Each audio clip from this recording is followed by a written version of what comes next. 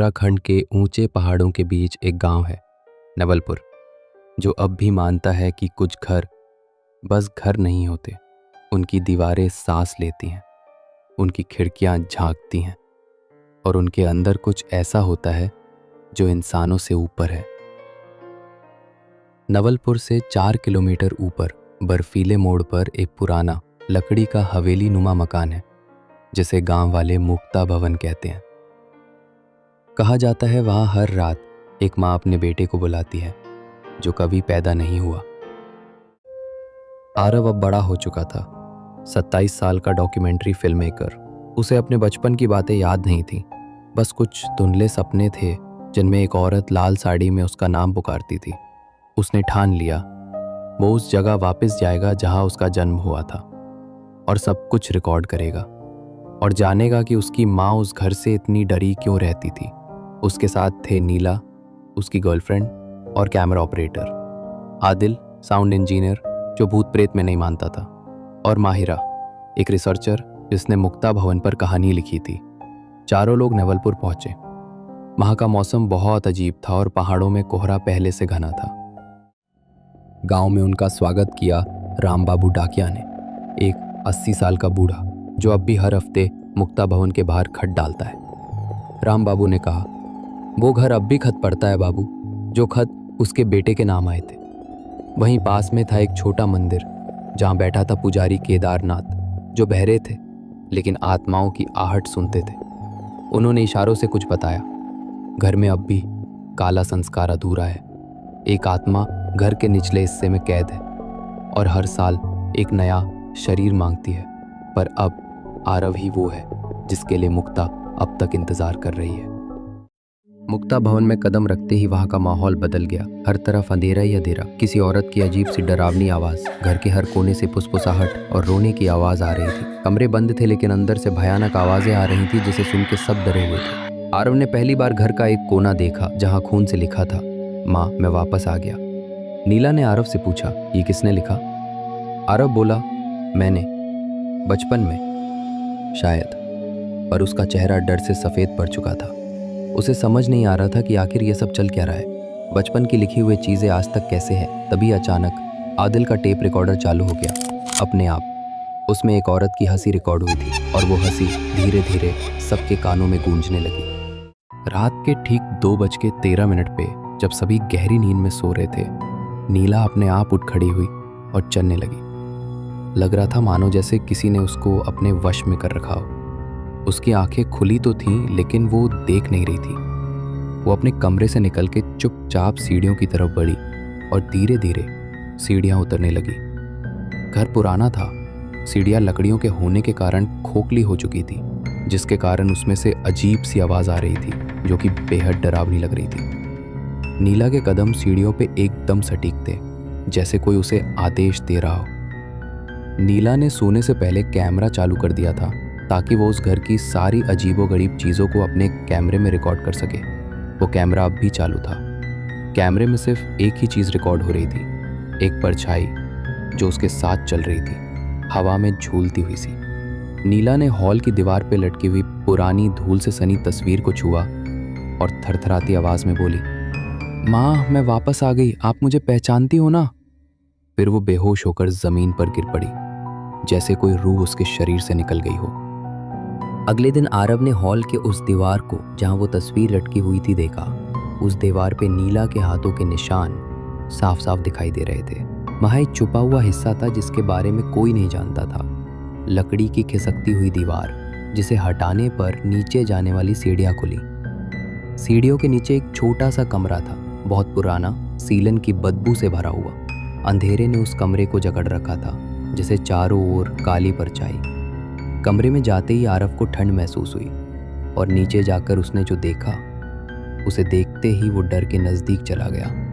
वो जगह किसी तांत्रिक का ठिकाना लग रहा था। बीच में था एक खून से सना त्रिकोण, चारों कोनों में जली हुई चूड़ियाँ, और दीवार पर लिखा था, शरीर तो जल गया पर शाप अब भी जीवित है। डरते हुए आरव आगे बढ़ा तो उसने किसी कोने में एक डायरी रखी देखी, मुक्ता देवी की लिखी हुई डायरी। जब आरव ने डायरी के पन्नों को पलटा तो उसे एक पन्ने पर कुछ उभरा हुआ दिखा। उन्होंने मेरा बेटा मुझसे छीन लिया। मैं देवी बनना चाहती थी, पर उन्होंने मुझे डायन बना दिया। अब हर 100 साल में मैं अपना बेटा वापस लूंगी और ये घर मेरी कोख बना रहेगा। अगली रात आरव ने नीला को फिर से आधी रात में जागते हुए देखा। उसकी आंखें अब पूरी तरह काली हो चुकी थी। ऐसा लग रहा था मानो जैसे वो कई रातों से सोई ना हो। उसकी आवाज बदली हुई थी, धीमी, थरथराती हुई, और उसी आवाज में वो बोली, आरव, तू मुझे भूला कैसे? तेरा जन्म मेरे रक्त से हुआ है, तू मेरा अस्तित्व है। आरव घबराकर पीछे हटा, लेकिन नीला ने उसका हाथ पकड़ लिया। आरव समझ चुका था कि नीला नहीं, कोई और है। और तभी कमरे की दीवार से एक साया निकला। लाल साड़ी पहने, पैर जमीन से ऊपर, बाल चेहरे पर और आंखें गड्ढों जैसी धसी हुई। वो आत्मा आरव की ओर बढ़ी और अचानक दीवार में समा गई। आदिल, जो पीछे से खड़े होकर सब कुछ रिकॉर्ड कर रहा था, चीख पड़ा, भाई, ये मजाक नहीं है। इस कैमरे में कुछ कैद हुआ है। जो इंसान तो बिल्कुल भी नहीं है, सिर्फ एक परछाई है। जब से आरव और उसके दोस्तों ने उस घर में कदम रखा था, उनके साथ कुछ भी सही नहीं हो रहा था। अगली सुबह जब सब उठे, माहिरा अपने कमरे में नहीं थी। आरव ने हर कोना छान डाला, लेकिन उसका कोई निशान नहीं था। तभी तहखाने की ओर जाते हुए एक कमरे के दरवाजे से धीमी आवाज आई, मुझे लौटने दो, मुझे वापस मत भेजो। आदिल ने जैसे ही दरवाज़ा खोला, उनने देखा कि माहिरा ज़मीन पर बैठी थी। उसकी आंखें खुली थी, पर वो कुछ देख नहीं रही थी। उसके सिर पर किसी ने लाल सिंदूर और राख से त्रिकोण बनाया था। ऐसा लग रहा था मानो जैसे किसी ने उसे अपने वश में कर लिया हो। वो बेकाबू थी। आदिल ने पूछा, माहिरा, तुम ठीक हो? माहिरा ने सिर्फ एक शब्द कहा, मुझे उस औरत ने छुआ था और अब मैं खाली हूँ, बिल्कुल खाली। उसने अपने हथेली पे खून से लिखा हुआ नाम दिखाया, आरव। ये सब देखने के बाद आरव और भी बेचैन हो गया। उसे समझ नहीं आ रहा था कि वो औरत आरव से चाहती क्या है। अपने जवाब को ढूंढने के लिए आरव ने गांव से मदद मांगी। गांव में एक औरत थी, भागमती, जिसे सब पगली कहते थे, पर वो सब कुछ जानती थी। राम बाबू डाकिया ने आरव को बताया कि वो कभी मुक्ता भवन में नौकरानी का काम करती थी और वो आज भी हर अमावस को चुपचाप घर के बाहर जलता दिया रखती है और गाती है, माँ लौटेगी, माँ बोलेगी, माँ फिर से जी उठेगी। आरव ने भागमती से मिलने की ठानी। राम बाबू डाकिये ने आरव को भागमती से मिलवाया और जैसे ही उसने आरव को देखा, वो बोली, तेरा चेहरा हूबहू वही है। तू तो उसका बेटा है ना? हाँ, मुक्ता का छोटू। आरव चौंक गया। भागमती ने एक लोटा दिया जिसमें राख और बालों का गुच्छा था। वो राख थी मुक्ता के जले हुए शरीर की। जब मुक्ता ने खुद को जलाया था, तब मैंने उसका एक हिस्सा बचा लिया था। वो इस राख में है और जब तू बड़ा होगा, वो लौटेगी उसी राख से। उधर नीला का शरीर पूरी तरह मुक्ता के गिरफ्त में था। वो आरव को पहचानती भी नहीं थी। नीला ने कहा, तेरा जन्म अधूरा है। माँ का दूध तूने नहीं पिया, पर अब तू पूरा हो जाएगा। उसने खुद को लाल साड़ी में लपेट लिया और मुक्ता की तरह आंखों में काजल और सिंदूर लगा लिया। तहखाने में फिर से वही तांत्रिक अनुष्ठान शुरू हुआ। चारों कोनों में जलते दिए, बीच में त्रिकोण, और उस त्रिकोण में आरव, जो अब कांप रहा था। ऐसा लग रहा था कि जैसे उसे किसी ने जकड़ रखा हो। अचानक घर के सारे दरवाजे अपने आप बंद हो गए। खिड़कियां खुद ब खुद सिल गईं। दीवारें खून बहाने लगी। माहिरा दीवार की ओर दौड़ी और चिल्लाई, हमें यहाँ से निकालो। तभी अचानक एक जोरदार आवाज के साथ दरवाजा टूटा और भीतर आया भैरवनाथ तांत्रिक। उसके साथ था राम बाबू और हाथ में था एक प्राचीन त्रिशूल जिसे अग्नि वेणु कहा जाता है, जो शापित आत्माओं को जलाकर मुक्त करता था। भैरवनाथ ने कहा, अब तेरी ममता का मोह खत्म होगा मुक्ता। ये शरीर तेरा नहीं, उसका है जिसने जन्म लिया है, पर शाप नहीं। भैरवनाथ ने मंत्र पढ़ना शुरू किया। ओम क्षिप्रम भूत्वा आत्मरूपेण सर्व बाधा विनाशाय। नीला जोर से चीखी और आत्मा अपने असली रूप में सामने आई। उसका चेहरा आधा जला हुआ था, आंखें गड्ढों जैसी काली, होठों से खून बहता हुआ, बाल जमीन तक फैले, पूरा घर उस परछाई से कांप उठा। भैरवनाथ ने त्रिशूल उठाया और आत्मा की ओर फेंका। त्रिशूल मुक्ता की छाती में धंस गया। एक जोरदार चीख, फिर अंधेरा, और शांति ही शांति, जैसे काली रात टल गई हो। मुक्ता की आत्मा को त्रिशूल ने भेद दिया था। घर के भीतर की हवा कुछ हल्की हुई, लेकिन डर अभी भी मौजूद था। नीला अब मुक्ता की कैद से आज़ाद थी। उसकी आंखें अब वापस पहले जैसे थी, पर वो कुछ बोल नहीं रही थी। आरव ने उसे अपनी बाहों में भर लिया, लेकिन उसकी धड़कनें बेहद धीमी थी।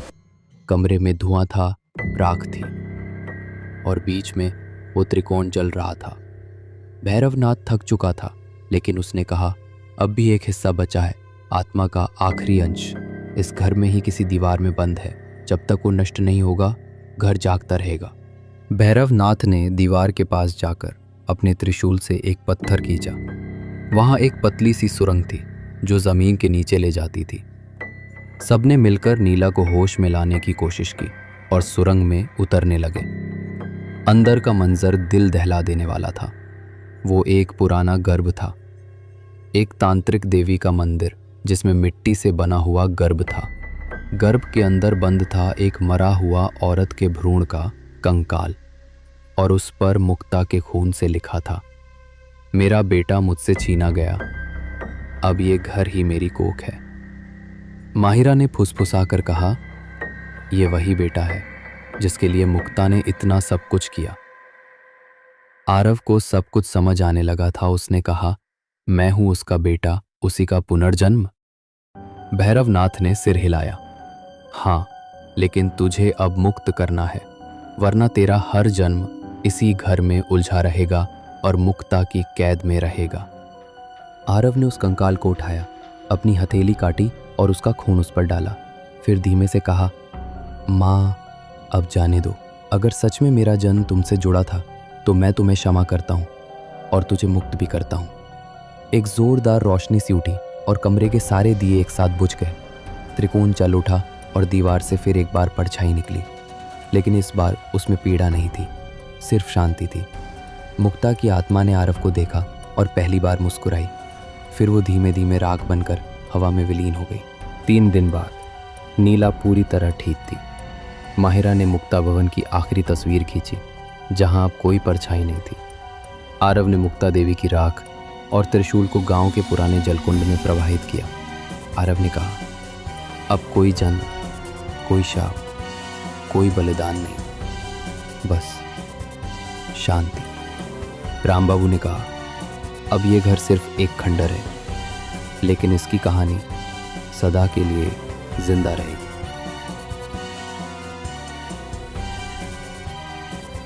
आरव और नीला अब शहर में थे। उन्होंने मुक्ति द मदर बियॉन्ड डेथ नाम से डॉक्यूमेंट्री बनाई, जिसमें उस घर की पूरी कहानी दर्ज थी। डॉक्यूमेंट्री को कई अवार्ड्स मिले, लेकिन उसके क्रेडिट्स के आखिर में एक सीन था, एक पुरानी खिड़की जो अपने आप धीरे धीरे बंद हो रही थी, और बैकग्राउंड के किसी कोने में जहाँ फिर से एक लाल साड़ी लटक रही थी। वैसे तो देखा जाए तो मुक्ता की आत्मा को शांति मिल चुकी थी। वो हवेली अब सिर्फ एक खाली जगह थी, लेकिन क्या सच में ऐसा था? कहीं मुक्ता की आत्मा ने फिर से दस्तक तो नहीं दे दी थी? क्या आरव फिर से खींचा चला जाएगा अपनी माँ के पास? हमें कमेंट करके बताइए कि आपको क्या लगता है।